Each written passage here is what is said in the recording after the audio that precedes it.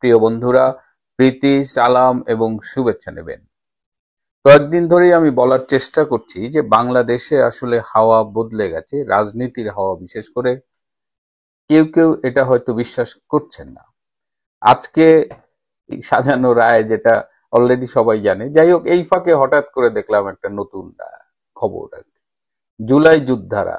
জুলাই যোদ্ধারা ঠিক করছে যে ঢাকা শহরে খেলার মাঠের অভাব, সুতরাং ধানমন্ডি 32 নম্বরের যে বঙ্গবন্ধুর বাড়িটা, সে ঐতিহাসিক বঙ্গবন্ধু ভবনটাকে তারা এর আগে 2 দফায় ভেঙেছে। 5ই আগস্ট পুড়িয়ে দিয়েছে, পরে ফেব্রুয়ারিতে আবার সেটা বুলডোজার দিয়ে গুড়িয়ে দিয়েছে। এবার তারা মাটির সাথে মিশিয়ে সেখানে খেলার মাঠ বানাবে, এবং সেই জন্য তারা 2টো বুলডোজার ভাড়াও করেছে। বলছে এটা নাকি তাদের নিজেদের টাকায় ভাড়া করা, তাদের নাকি সরকার বুলডোজার প্রকল্পে কোনো টাকা দেয় নাই। সাধারণত এই নিউজ তো সব এই আকামে যত টাকা দেয়, এই যে আসিফ মাহমুদরে এই শাটডাউন ঠেকানোর জন্য 28 কোটি টাকা দিছে। এখন কথা উঠছে যে আসিফ মাহমুদ এই 28 কোটি টাকা কোথায় খরচ করছে আর কতখানি সে মারছে, এটা নিয়ে আবার একটা কেওয়াজ এসে যাও, ওইটা নিয়ে আজকের আলাপ নাই। এখন এই বুলডোজার ভাড়া করে তারা খুব আওয়াজ দিচ্ছে তারা যাবে, রায় ঘোষণার সময়ই যাবে। তো এর মধ্যে তারা ওই অনেকেই আবার কাছাকাছি চলে আসছে। আর্মি আজকে কিন্তু খুব হার্ড লাইনে রয়েছে। আর্মি বলছে না, এটা এখানে এসে টাফালিং করা যাবে না, এটা আইনে নাই। এই আর্মিকে আমরা দেখছি যে হাস্যকর ভাবে মানে আনসার বাহিনী হয়ে ফেব্রুয়ারি মাসে চলে যাইতে, 5ই আগস্ট তারা রক্ষা করেনি, কিন্তু আজকে তারা খুব ভাঙা বাড়ি রক্ষায় অন্তত তারা যে সাহসিকতার পরিচয় দিয়েছে, তাদের একটা ধন্যবাদ না জানালে দেশবাসী আপনারা হয়তো মাইন্ড করবেন। আপনারা আমাদেরই তো আর্মি। যাই হোক, একটা শহরের প্রাক্তন মেয়র তিনি ফেসবুকে একটা স্ট্যাটাস দিয়েছেন। তিনি একটা অনুরোধ করেছিলেন যে 32-এর আশেপাশ থেকে সাধারণ মানুষজন যেন সরে যায়, তারা প্রস্তুত, যে কোনো অ্যাকশনে তারা যাবে। এবং এর মধ্যে যে ঘটনাটা ঘটেছে, এই বুলডোজার যেটা তারা ভাড়া করছে এই জুলাই যোদ্ধারা, সেই বুলডোজার আর্মি প্রথমে বুলডোজারের চাবি নিয়ে নিছে, তো বুলডোজার আর নড়াচড়া করতে পারে না। এরপরে ভাইঙ্গা চুরা নাট বল্টু এগুলো খুলা মোটামুটি বুলডোজারটাকে একেবারে মানে খুলা ভেঙে চুরা পালাইছে আর কি। এটাকে আবার রিঅ্যাসেম্বল করা যাবে কিনা, কারণ তারা হাতুড়ি দিয়ে পিটায় মুটায় ভাঙছে। আপনারা একটু ভিডিওটা দেখেন।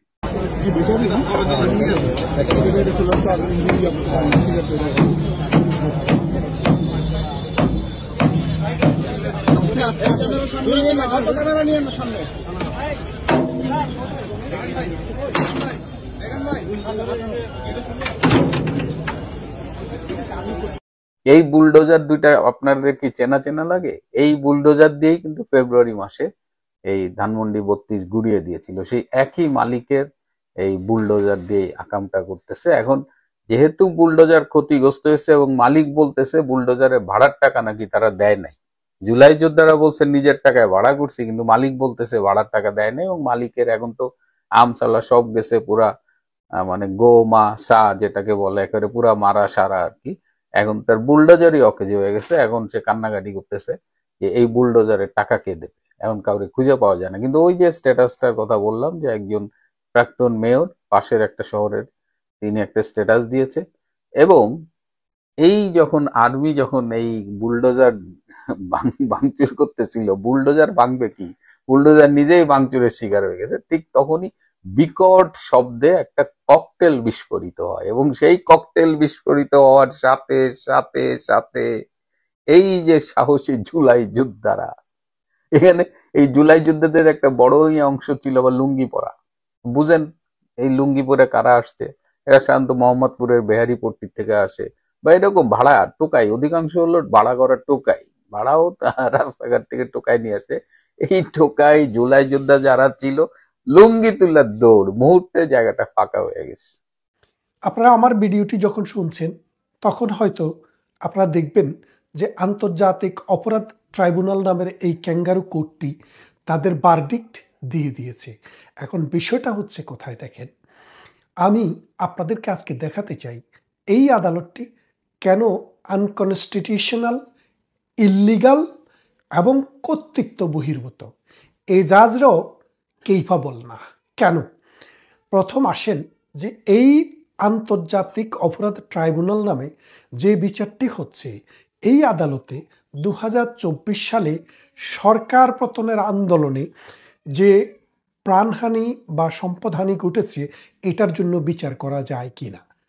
প্রথম কথা হচ্ছে যায় না। কেন যায় না আপনারা আসেন।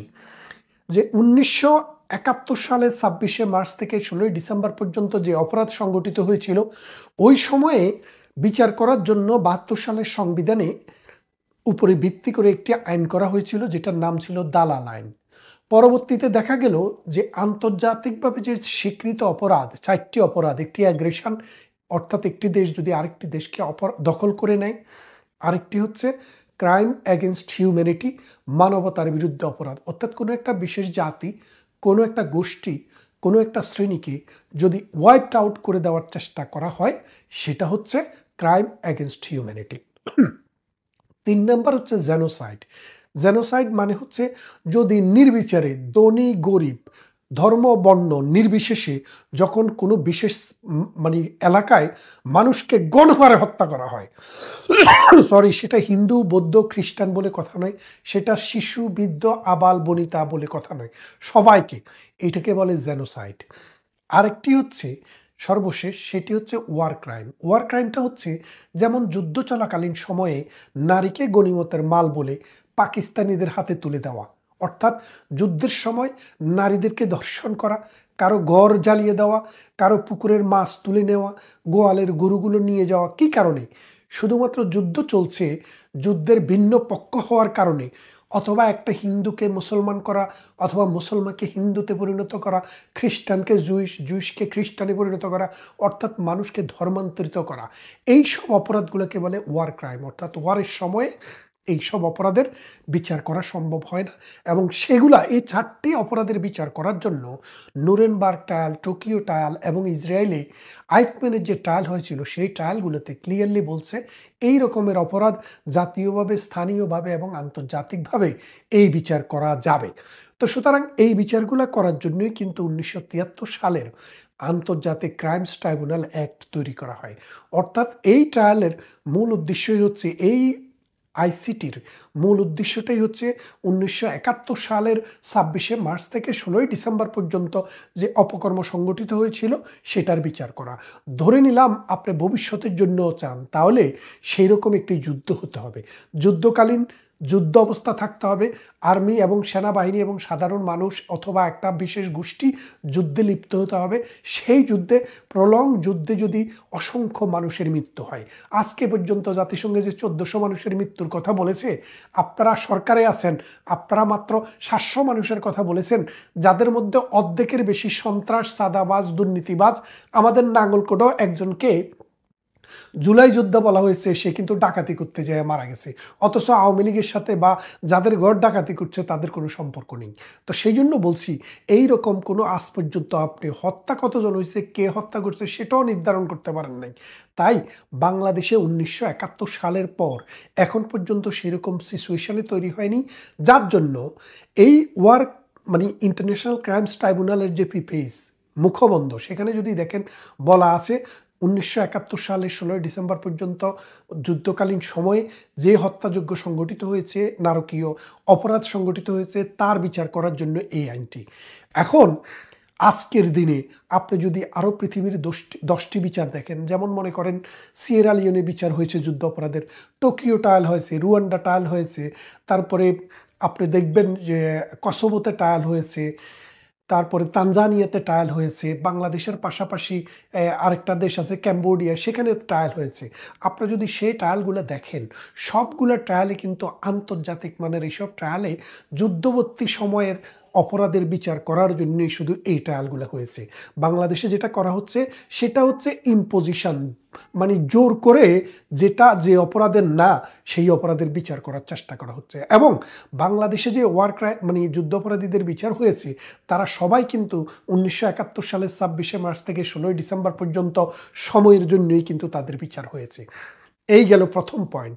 দ্বিতীয় পয়েন্টে আমি যেখানে বলতে চাই যে এই যে মনে করেন বিচার আদালত, এই বিচারে এখানে যে বিচারটি হবে, আমাদের বাংলাদেশে একটি সংবিধান রয়েছে, ৭৩-এর একটিও সংবিধানের অধীনেই কিন্তু করা হয়েছে।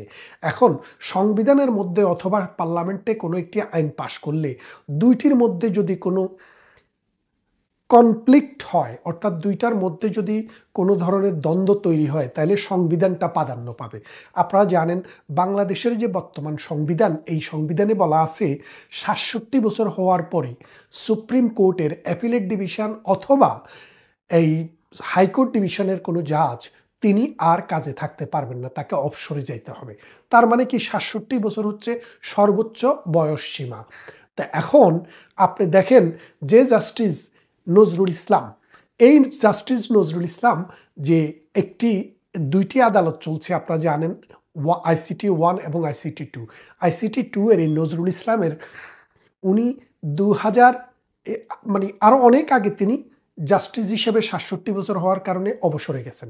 অবসরে যাওয়ার পর আজকে তার বয়স ৭৩ বছর। ৭৩ বছরের একজন মানুষ, যেখানে সংবিধানে ক্লিয়ারলি বলা আছে ৬৭ বছর হওয়ার পরে আপনি আর বিচার হওয়ার যোগ্য না, তাহলে তিনি কিভাবে বিচার হলেন? নাল অ্যান্ড ভয়েড, অবৈধ। আপনি কোনো বিধি দিয়ে, কোনো আইন দিয়ে, কোনো ঘোষণা দিয়ে, প্রেসিডেন্টের অর্ডিন্যান্স দিয়ে supreme law of the land যেটাকে বলে আমাদের কনস্টিটিউশন, সেটাকে বাদ করতে পারবেন না। 96 অর্থাৎ আমাদের সংবিধানের ৯৬-এর ১ আর্টিকেল ৯৬ প্যারাগ্রাফ 1-এ ক্লিয়ারলি বলা আছে যে আপনি ৬৭ বছরের উপরে থাকতে পারবেন না। সুতরাং এই জাজের নিয়োগ অবৈধ। দ্বিতীয়তে আসেন গোলাম মর্তুজা, যিনি ১ নম্বর এই ICT 1-এর চেয়ারম্যান। তিনি ২০১৮ সালে তিনি এই ডিস্ট্রিক্ট জাজ, এডিশনাল ডিস্ট্রিক্ট জাজ অথবা ডিস্ট্রিক্ট জাজ থেকে তিনি অবসরে গিয়েছেন ৫৭ বছর বয়সে।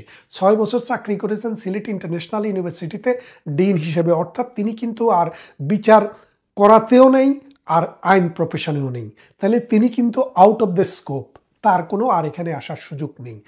আর যদি তাকে জোর করেও আনেন, সেখানে আরেকটি ক্রাইটেরিয়া আপনাকে দেখতে হবে। বাংলাদেশে ৫৪ বছরে যেই সব মানে ডিস্ট্রিক্ট জাজকে যখন আপনি হাইকোর্ট ডিভিশনে এনে যখন আপনি নিয়োগ দিবেন, তখন অ্যাডহক ভিত্তিতে নিয়োগ দেওয়া হয়, অর্থাৎ ২ বছরের জন্য।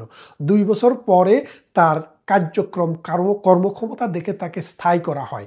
তো এই ২ বছরের জন্য যখন অ্যাডহক ভিত্তিতে দিবেন, তখন রুল হচ্ছে আপনাকে মিনিমাম 9 ইয়ার্স অর্থাৎ ২ বছর হলো আপনার qualifying period as a temporary জাজ, আর বাকি ৭ বছর হচ্ছে যদি আপনি চাকরি করেন, তারপরে যাই আপনি পেনশন পাবেন হাইকোর্টের, সুপ্রিম কোর্ট থেকে, নাহলে পাবেন না। এই জন্য যখনই কোনো অ্যাডহক জাজ নিয়োগ দেওয়া হয়, দেখা হয় তার বয়স আরও ১০ বছর সার্ভিস দেওয়ার মতো আছে কিনা।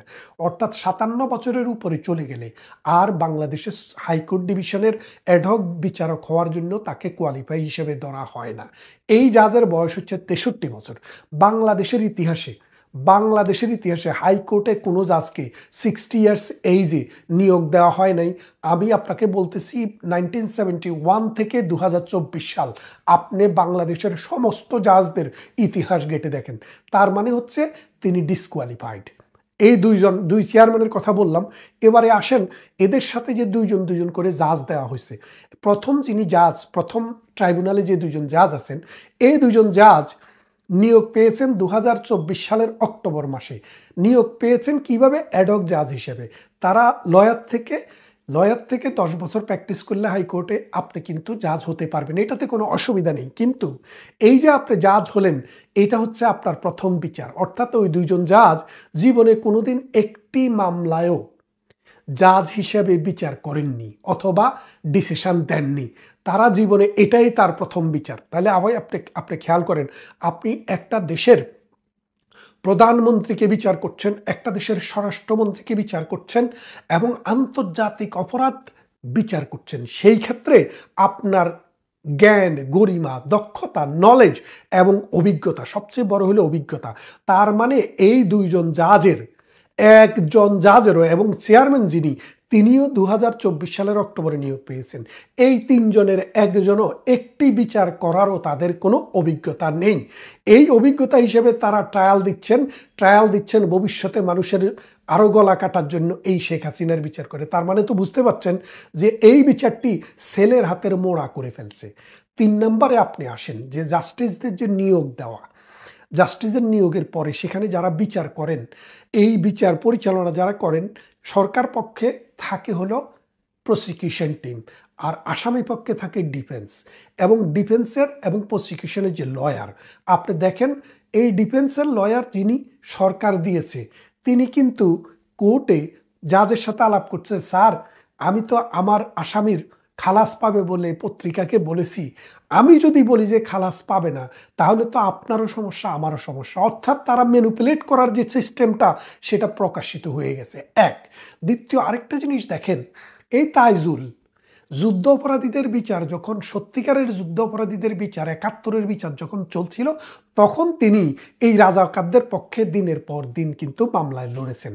এখন তিনি সাইড চেঞ্জ করছেন, মানে সাইড চেঞ্জ করে এখন তিনি প্রসিকিউশন হয়ে গেছেন। তাহলে দেখেন, যেই মানুষটা 2 দিন আগেও আপনি অপরাধীদের, ওয়ার ক্রিমিনালদের পক্ষের লয়ার ছিলেন, আজকে আপনি সরকারের পক্ষের লয়ার হয়ে গেছেন। জাজ, লয়ার, প্রসিকিউশন এবং ডিফেন্স সবাই জামাত এবং বিএনপির প্রোডাকশন। এখন এই যে আপনি জামাত বিএনপি প্রোডাকশন দিয়ে একটি নতুন নাটক করলেন, এই নাটকটি দেখতে হয়তো মনোজ্ঞ হবে, শুনতে হয়তো কান জ্বালাপালা করবে, কিন্তু ইতিহাস কিন্তু আপনাকে কখনো এটার জন্য ক্ষমা করবে না। তার মানেটা হচ্ছে আজকের যে বিচারটি হলো, এই বিচার এই আইনে চলে না, কারণ এই আইনটি এই অপরাধের বিচার করার জন্য হয়নি। এক, দ্বিতীয় যে জিনিসটি বললাম, জাজদের যে নিয়োগ অবৈধ, বাংলাদেশের কনস্টিটিউশন, বাংলাদেশের যে বিধি, সুপ্রিম কোর্টের বিধি মোতাবেক হয়নি। 3, এই যে আপনি যেই সব প্রসিকিউশন এবং ডিফেন্স নিয়োগ দিয়েছেন সেগুলা হলো বায়াসড। আর ফাইনালি আরেকটি জিনিস আপনাকে বলি, সেই জিনিসটি হচ্ছে, এই যে মনে করেন একটা বিচার হচ্ছে, আপাদমস্তকে আপনি প্রথম থেকে শেষ পর্যন্ত বিচার করছেন, আপনি নুরেনবার্গ ট্রায়ালে যান, টোকিও ট্রায়ালে যান, ওই ট্রায়াল হতে মিনিমাম 1 বছর সময় লেগেছে। এই ট্রায়ালটি হতে মাত্র জুলাই মাসে শুরু হয়েছে, আগস্ট, মানে বিচারের অ্যাকচুয়াল বিচারটি শুরু হয়েছে আগস্ট মাসে, আগস্টের 1 তারিখ থেকে অক্টোবর মাসে বিচারটি শেষ হয়ে গেছে। তার মানে আগস্ট, সেপ্টেম্বর, অক্টোবর, নভেম্বরে 4 মাসেরও কম সময়ের ভিতরে জাজমেন্ট হচ্ছে। আল্লাহর দুনিয়াতে 193টি রাষ্ট্র আছে, 50টির উপরে অপরাধের এইরকম আন্তর্জাতিক ট্রায়ালে বিচার হয়েছে। কোনো বিচার মিনিমাম শুরু থেকে শেষ, অর্থাৎ জাজমেন্ট দেওয়া পর্যন্ত সবচাইতে কম সময় লেগেছে ওই নুরেনবার্গ ট্রায়াল, যেটি অক্টোবর থেকে 1 বছরের 1946 সালের 45 সালের অক্টোবর থেকে 1946 সালের নভেম্বর পর্যন্ত 1 বছর সময় লেগেছে। টোকিও ট্রায়াল 2 বছর সময় লেগেছে, কিন্তু আমাদের এটা মাত্র 4 মাস সময় লেগেছে। এবং আরো ইম্পর্টেন্ট কথা হচ্ছে, বিধিতে বলা আছে 3 জন জাস্টিস থাকবেন, 1 জন চেয়ারম্যান, 2 জন সহকারী বিচারক। এই 3 জনের মধ্যে মিনিমাম 2 জন যদি না থাকে তাহলে শোনানো যাবে না, বিচার শোনা হবে না। কিন্তু গত 1 মাস থেকে এই গোলাম মুর্তজা সাহেব ছুটিতে আছেন, অর্থাৎ তিনি জাজমেন্ট লিখতেছেন, আর সকালে একজন জাজ শুনেন, বিকালে আরেকজন শোনেন, অর্থাৎ তারা যে আইন করছে সেটাও মানা হয়নি। তার মানেটা হচ্ছে কি, শোনার আগেই জাজমেন্ট লেখা হয়ে যাচ্ছে। ফাইনালি এই বিচারটি করার জন্য ইন্টারন্যাশনাল ক্রাইমস ট্রাইব্যুনাল অ্যাক্টটিকে 4টি এই প্রেসিডেন্টের অর্ডিন্যান্স দিয়ে সংশোধন করা হয়েছে। এখন বিষয়টা হচ্ছে, একজন প্রেসিডেন্ট অর্ডিন্যান্স দিতে পারে যদি একটি সংসদ থাকে, সংসদ না থাকলে প্রেসিডেন্টের অর্ডিন্যান্স জারি করার কোনো ক্ষমতা থাকে না। এখন বর্তমানে বাংলাদেশে কোনো সংসদ নাই, সুতরাং প্রেসিডেন্ট আইন তৈরি করার মতো কোনো অর্ডিন্যান্স জারি করতে পারবেন না। প্রেসিডেন্টের অর্ডিন্যান্সের মেয়াদ থাকে মাত্র 2 মাস, অর্থাৎ 60 দিনের ভিতরে যদি এই পার্লামেন্ট যদি সে আইনটি পাশ না করে তাকে মৃত বলিয়া ঘোষণা করা হয়।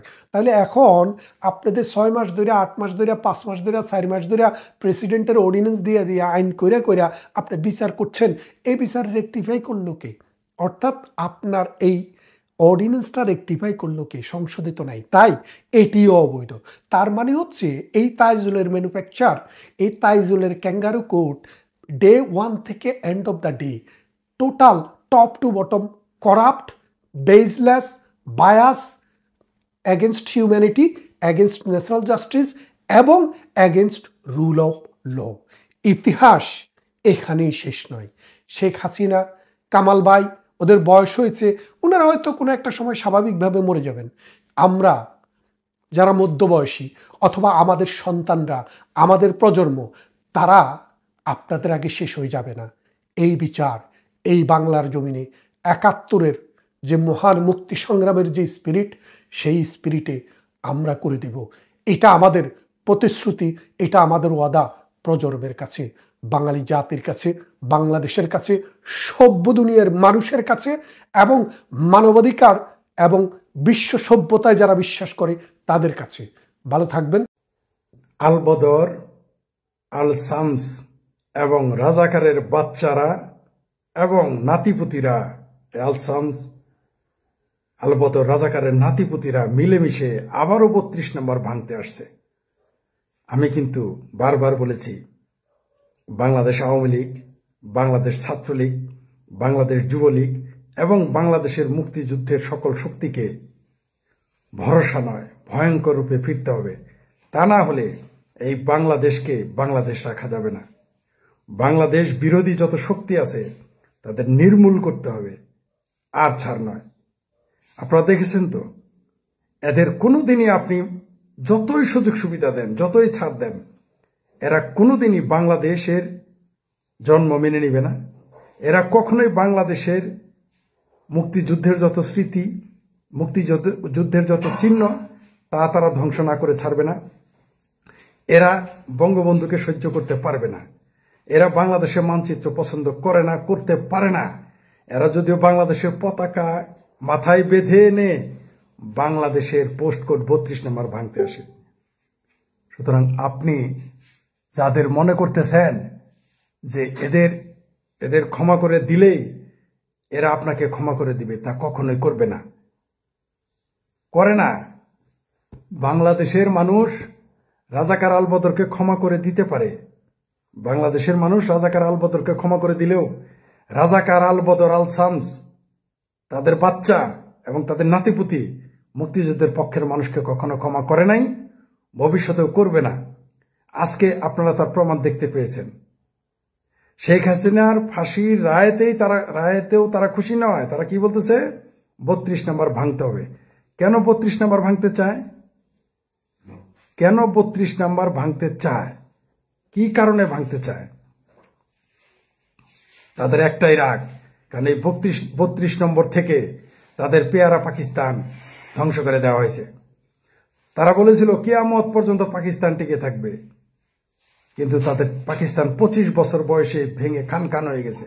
এই বেদনাতে তারা, এই দুঃখে প্রতিশোধ নিতে রাজাকার, আল বদর, আল শামস, তাদের বাচ্চা, তাদের নাতিপুতি সবাই মিলে ৩২ নম্বর ভাঙতে এসেছে।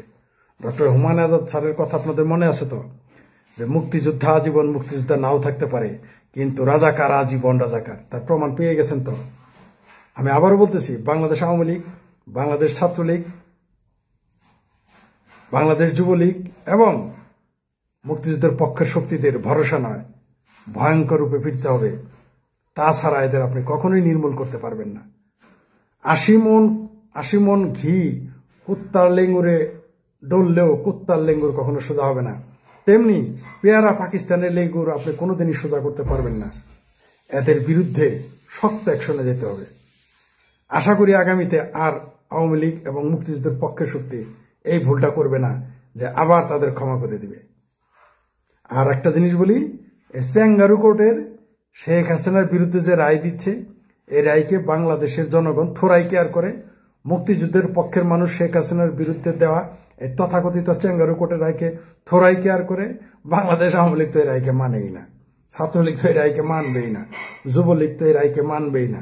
তাদের এই প্রতারণা, তাদের সঠতা পৃথিবীর কাছে স্পষ্ট। তারা যে শুধুমাত্র শেখ হাসিনাকে ফাঁসি দেওয়ার জন্যই এই তথাকথিত আদালতে তথাকথিত বিচারের মাধ্যমে এই চ্যাঙ্গারু কোর্ট একটা রায় দিচ্ছে, যার কোনো ভ্যালুই নাই। আমরা দেখলাম যাদের বিরুদ্ধে হত্যা মামলা না হইল, যাদের হত্যা করা হয়েছে বলা হয়েছে, তারা দেখি শহীদানরা কবর থেকে ফিরে এসেছে। শেখ হাসিনার উকিল নাই, উকিল শেখ হাসিনার উকিল দেওয়া হয় নাই তার পক্ষে কথা বলা। এটা আন্তর্জাতিক মানের বিচার? এটাই আমরা দেখলাম বিএনপি যখন রাজাকার আল বদর আল শামসদের যুদ্ধ অপরাধীদের বিচারের জন্য আমরা গণজাগরণ মঞ্চে আন্দোলন করলাম এবং তাদের ফাঁসির রায় কার্যকর করলাম, তখন মির্জা ফখরুল সাহেবরা কত কথা বললেন। এখন তারা কোথায়? আসলে বাংলাদেশ দুই ভাগে বিভক্ত, মুক্তিযুদ্ধের পক্ষ আওয়ামী লীগ এবং মুক্তিযুদ্ধের এবং আওয়ামী লীগের বিপক্ষে একটি দল।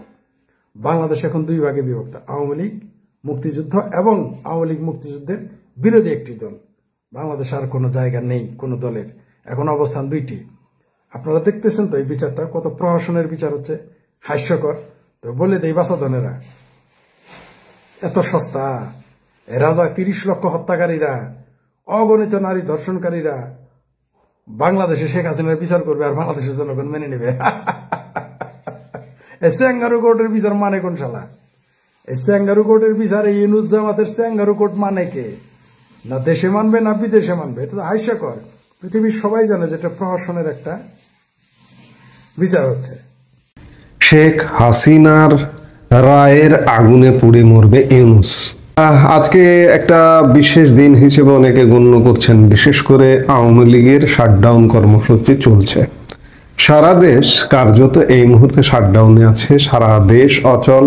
রাজধানী ঢাকা থেকে দূরপাল্লার বাস ছাড়েনি, ঢাকার বাইরে থেকে দূরপাল্লার বাস আসেনি, এবং গতকাল আকস্মিকভাবে দক্ষিণ পশ্চিমাঞ্চলের 2 বিভাগ খুলনা বরিশাল পুরোপুরি পরিবহন ধর্মঘট ডেকেছে অন্য একটা ইস্যুতে।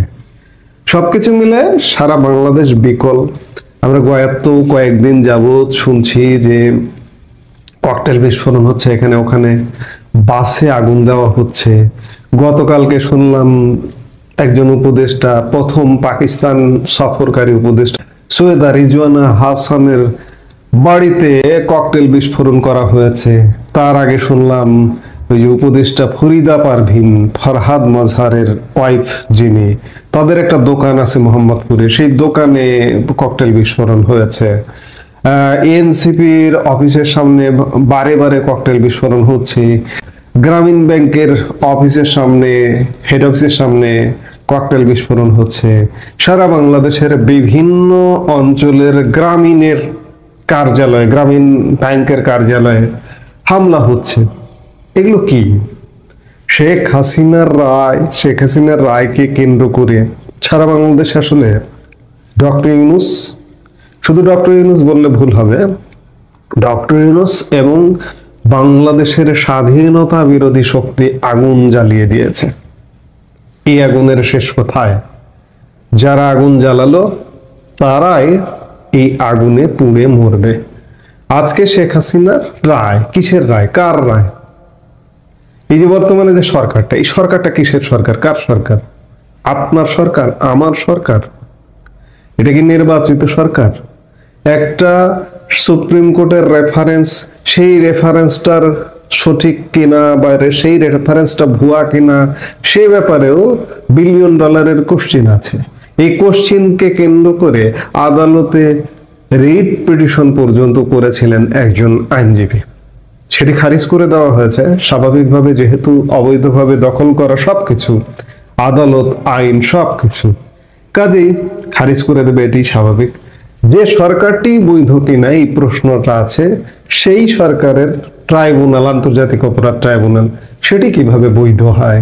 এবং সেটির জন্ম তো এই কারণে নয়, আজকে শেখ হাসিনার বিচার করা হচ্ছে। এটা 1971 সালের যুদ্ধ অপরাধী কিংবা মানবতা বিরোধী অপরাধীদের বিচার করবার জন্য এই ট্রাইব্যুনালটা।